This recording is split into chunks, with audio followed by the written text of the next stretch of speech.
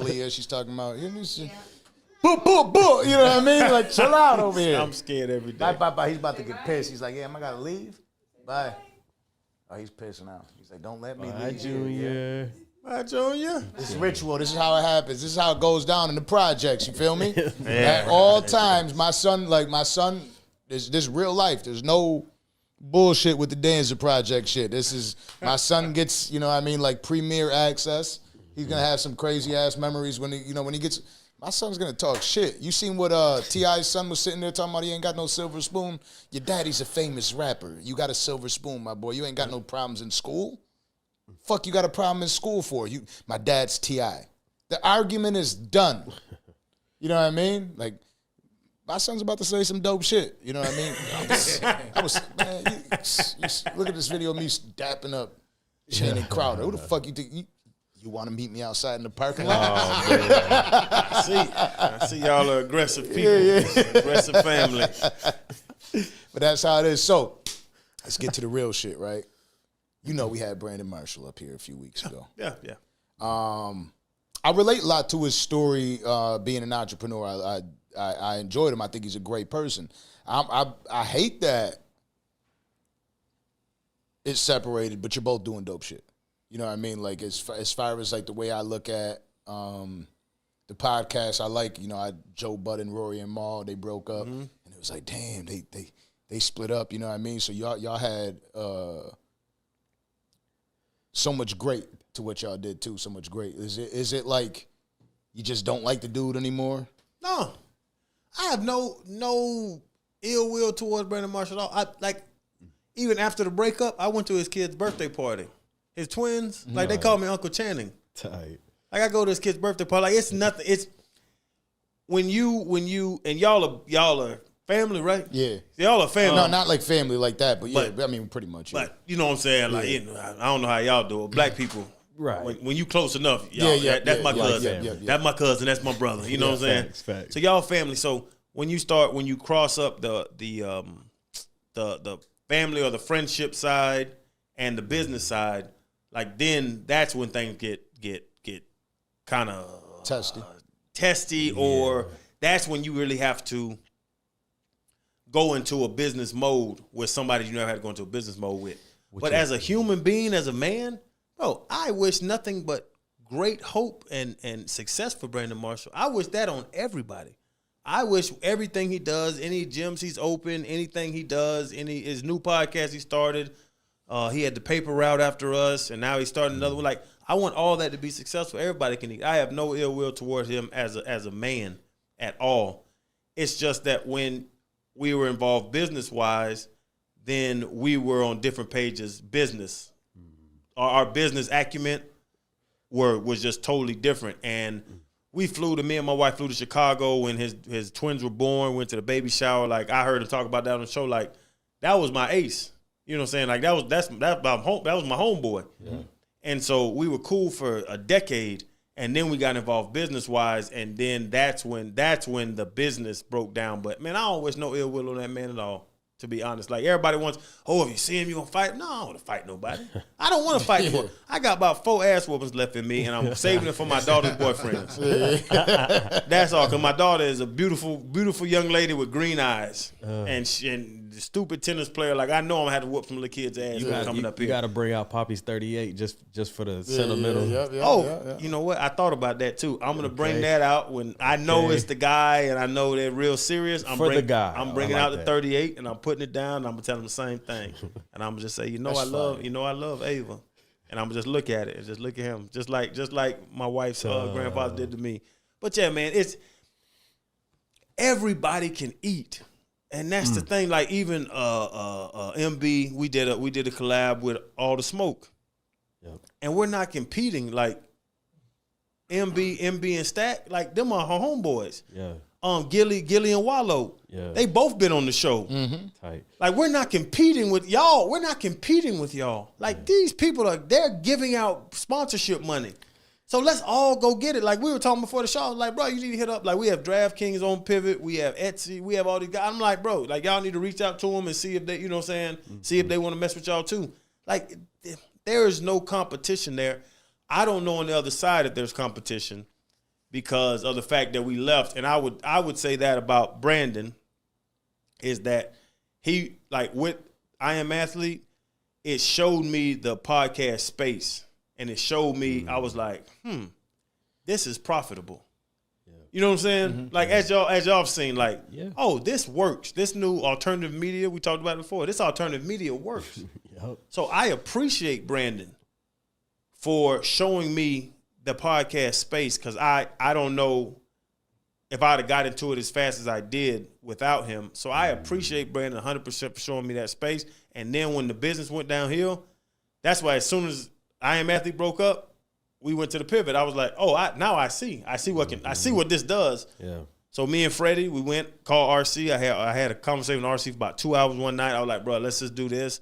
We're gonna bring on Alicia, and we're gonna blow this thing up. And now it's one of the biggest podcasts in the world. And it's just it's easy, but I'm not gonna say that there's actually I appreciate Brandon for showing me what this space is before that. But yeah, it's.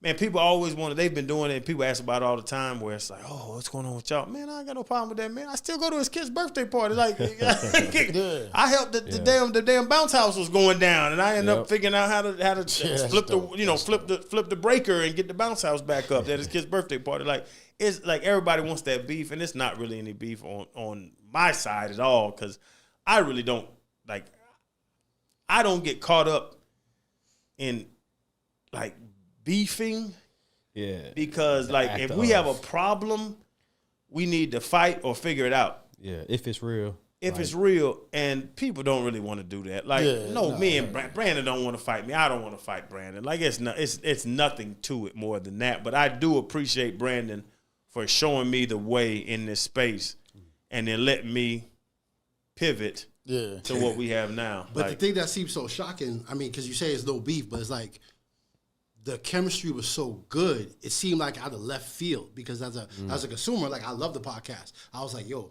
they break it up, but they get along so good. So it seemed like that's probably what all the curiosity is from, because it's like things everybody so well. I think felt like there had to be something else there. Like how the fuck do they end up? Like, it's fault on everybody's side, and I watched it. I watched after y'all asked me to come on.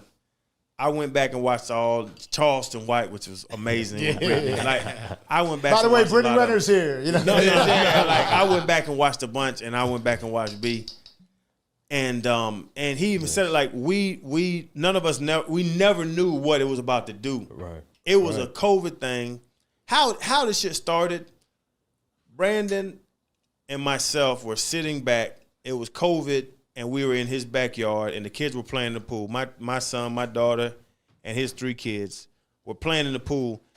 And it was some other kids there. It was like a little get-together, a little COVID get-together, because nobody can go out. Yeah, you can't do much. Can't do much. So we're talking, and we're actually talking about, like, at the time, we both had, well, I got to bring my wife up again. My wife is genius in real estate. Nice. So we have investment properties, and COVID, they stopped the short-term rentals of like Airbnbs and stuff. So now you had to go long-term rentals. Right. You had to go. So we're talking about the transition of our real estate investments, and we're just sitting there talking, drinking beer, bullshitting. Yeah. And one of the fathers was like, "This is so cool," because he was looking at us as these 2 football players.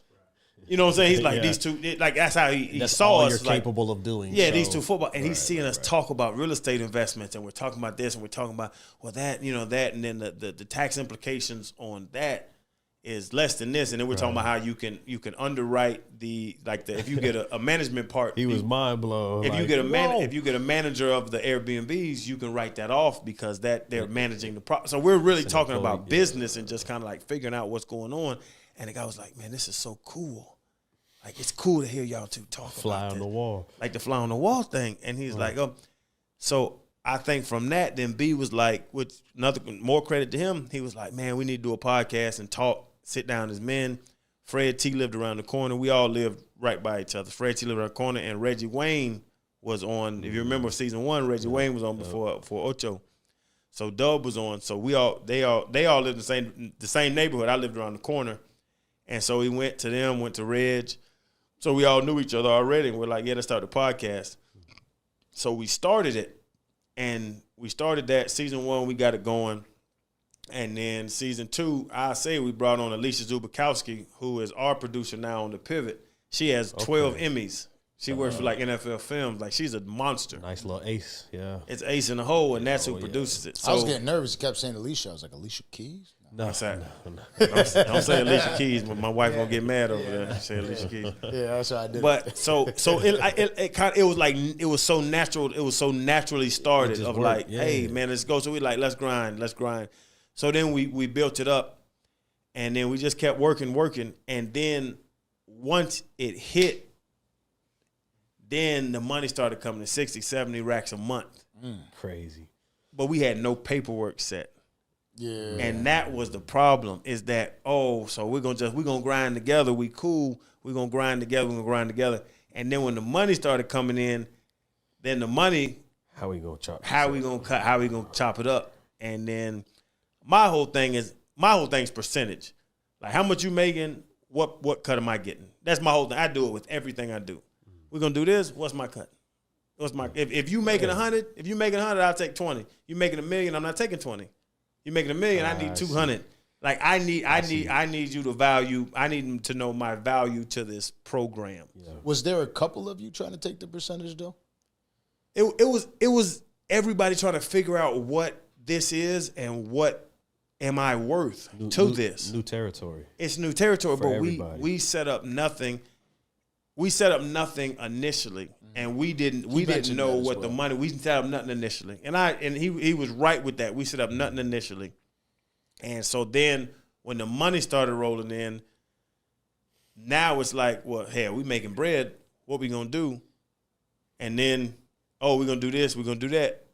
Oh, I don't agree with that. Well, that's what I want to do. And him as the proprietary owner. The financier, that's basically where he put it. What he was putting, because he put it out there. Yeah. He was like, yeah, well, I'm going to do this. And I'm like, and that's where we left. Like, I was like, oh, no, I don't like this deal.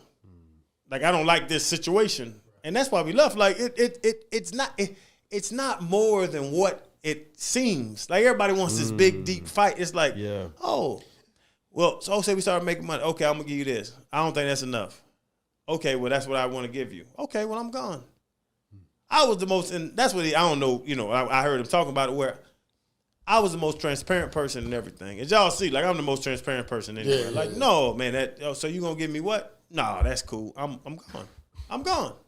Right. And I hit it, and then we went and started something else. So people are trying to look for it to be so much more than what it is. Yeah. It was that once it got established, then the pie was not, and that's one thing Reggie told me. He was like, we got to cut the pie right.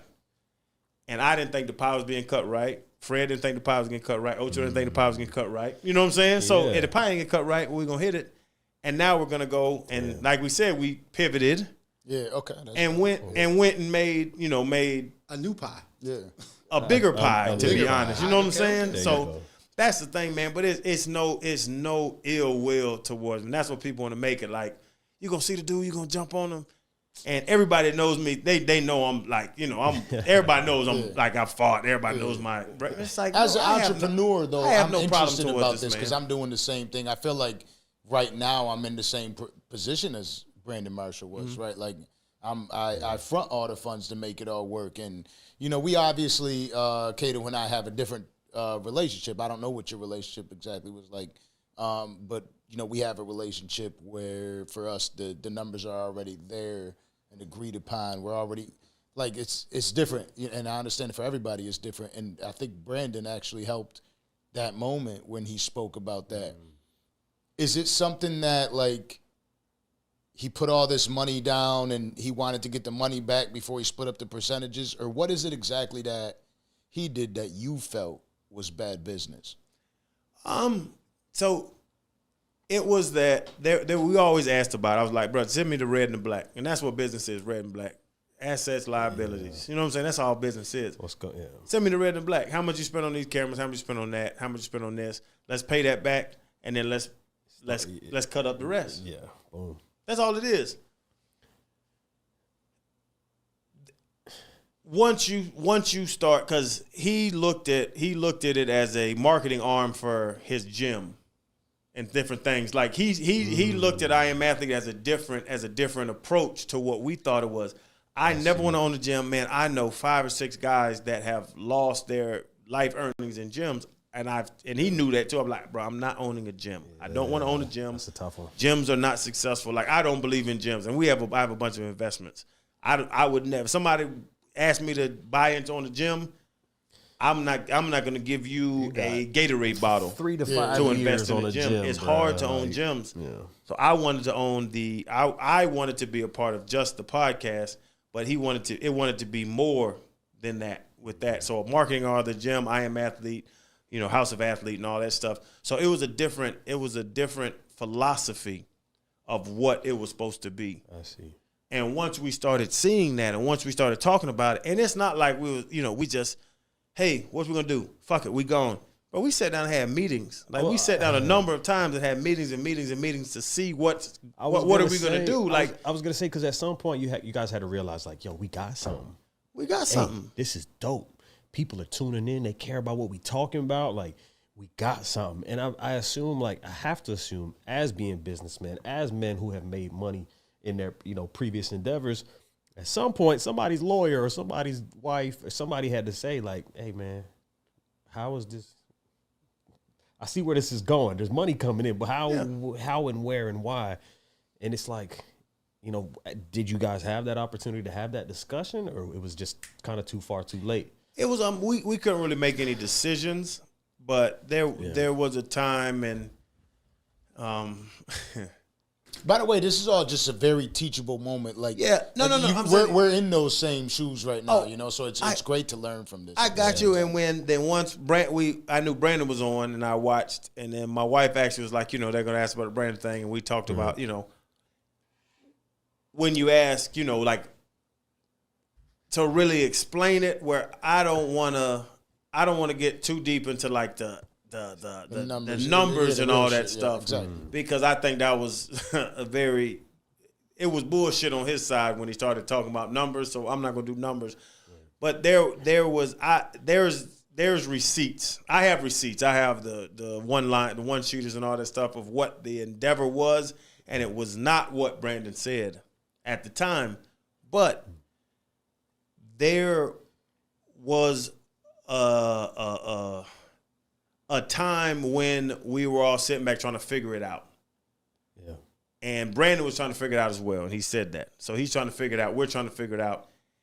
And there was really no full understanding of what it was going to be.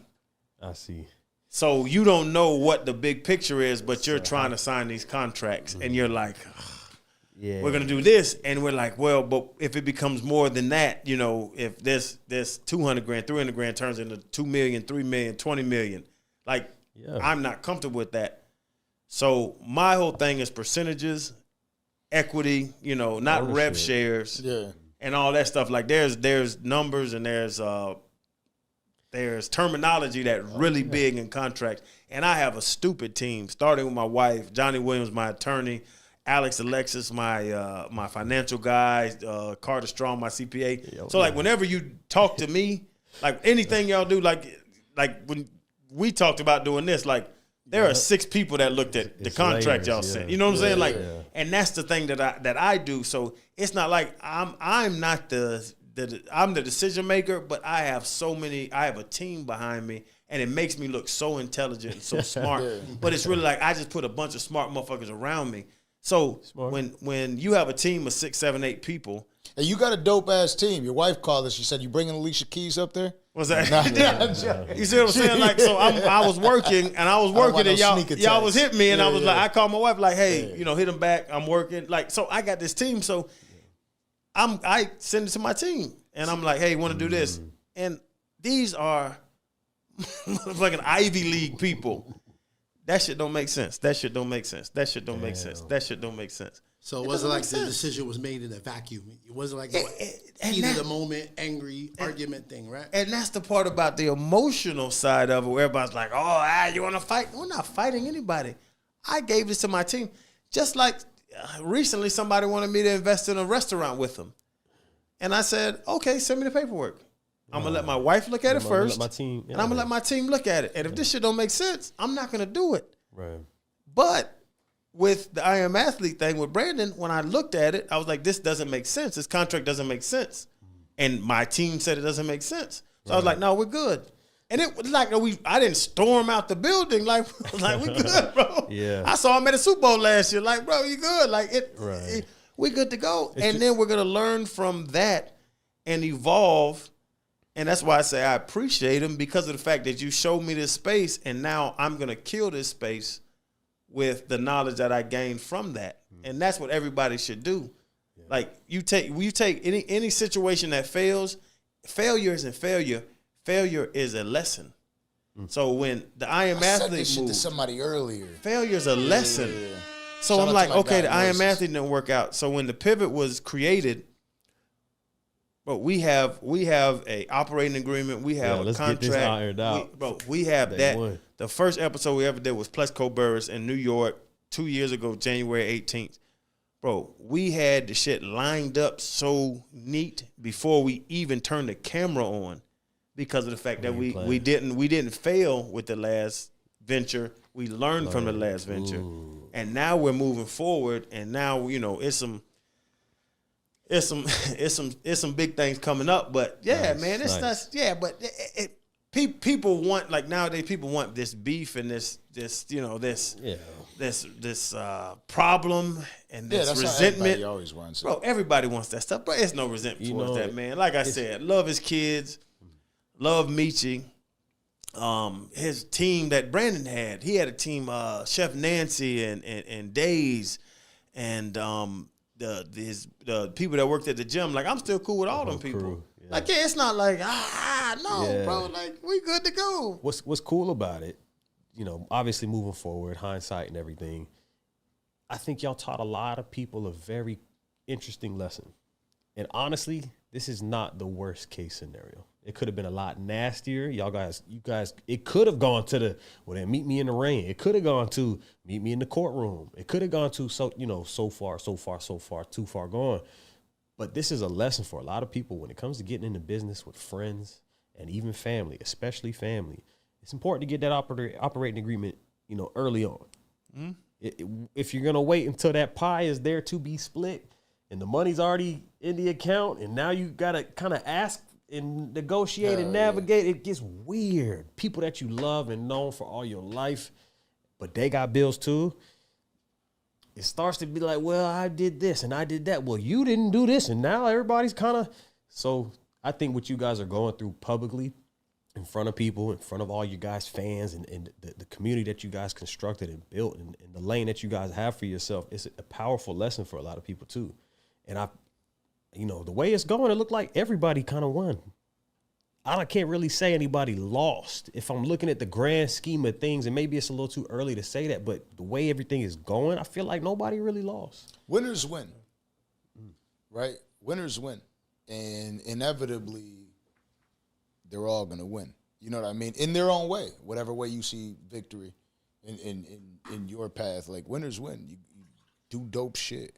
You know what I mean? And you can see, like, when you hear about, the villain story, you know what I mean? Like, I think everybody should have known, if they didn't, that the separation didn't mean that all of a sudden you guys were done. It's not over. You know what I mean? Did you pay attention to how the story went? You know what I mean? Like, did you pay attention to, how the team was sitting there like, nah, you got the knee, we're just going to push it back a year. You know what I mean? Like, the win was coming. You know what I mean? So I would have guessed that, like, especially with what, again, you get on the show, it was Brandon Marshall's thing at first. You know what I mean? I guess if you say I am athlete, it sounds like it's a one guy thing. Mm-hmm. You know what I mean? And you provide a spark. You know what I mean? And people start watching it. Like, and you said it. You didn't make me. You know what I mean? Yeah. Like, my mama, my goddamn daddy made me, motherfucker. Who the fuck you talking to? And you know what I'm saying? So, like, I hear his side and I understand his side, and I'm here. I guess today in the Danza Project, I'd be Brandon Marshall. You know what I mean? And no matter how people would judge me or whatever, and We have my co-host and somebody that's bringing the spark to it. I'm somebody that I understand that 100%. Like I fucking value what this dude brings to the team so much. You know what I mean? And then in percentages, that's my guy. I don't have 3 or 4 or 5 or 6 people to split it up between. And I feel like that also, you know, you got you, him, Fred Taylor, and you got to split this pie, and things start getting like, oh my God, you know, I got to make my money back, or this and that happen, and everything gets sticky. Business is tough. Business is tough. Business is tough, and in a business that wasn't set. Yeah. Like if we franchised a Wingstop together, I could go to a Wingstop owner and say, hey, how much you pay? Yep. How much you pay up front? When did you get back? You know, what's your kickback? 3 years, 4 years to pay your initial investment, and then what's your kickback month? Like there would be a precedent on things that would be set up. That this space was uncharted. Yeah. So who could we go to? Yeah. Who could we go to and say, how is this done? Mm-hmm. And it was uncharted territory. So we jumped into it. And that's the funny thing, that people come up to us all the time. They'll be like, man, you the OG of podcasting. And I looked at, you know, even stacking Matt, like all the smoke was out before us.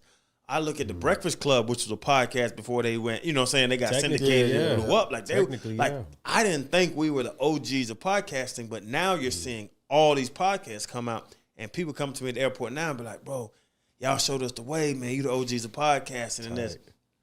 And it even makes me look at that situation different, because it's like, yeah, we are, because nobody knew what we were doing until it hit, until it clicked.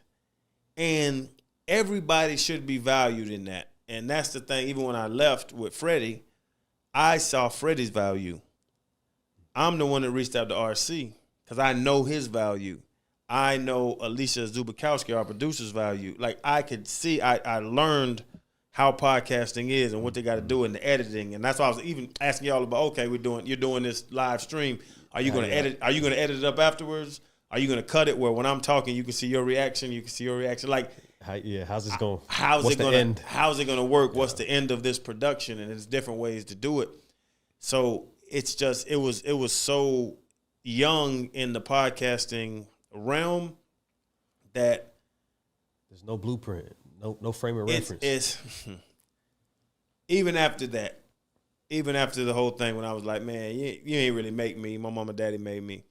There's a line. What did Jay-Z say? You said you made Jay-Z, make another Jay-Z. Mm-hmm. Another one. I made another Jay-Z. Okay. Like, yeah. Hello. You know what I mean? That was a bar. Yeah.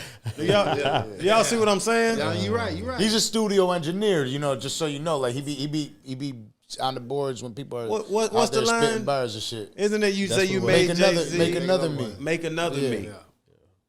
So with me, one podcast took over the world for a time. I left, and the podcast I was on after took over the world. So who really made those podcasts? That was my point when I when I was talking about the thing. I was like, yeah. So I seen this motherfucker on the Dancing Project talking all that shit. You know what I mean? Yeah. I felt good. I'm like, you're talking about. You made like make another me then, because I've made this again in a bigger platform at a bigger stage, and that was my anger on that. But it's all business. It's like Wendy's wants to beat McDonald's. You know what I'm saying? It's like nobody's gonna fold. We can all eat. And we can all eat. And that's the thing with the branding thing, is that people want this beef, and I'll say it again. There's no resentment there at all. Good. You're all doing dope shit. We're all just eating. He's doing the shit with Cam now, which is dope. Let's eat. I love Cam. Yeah. Every time I go to Atlanta, we go to what's the shit called? His cigar bar, man. Oh, he got a cigar bar? Okay. Bro, if you go to Atlanta, bro, that's cool. Stupid food. I like that. Sunday brunch is crazy. He give me the upstairs, I take that. Yeah. He give me the upstairs bar. But Cam got his thing going. Like, it's all I'm it's mad as all fuck good. that Cam ain't in the league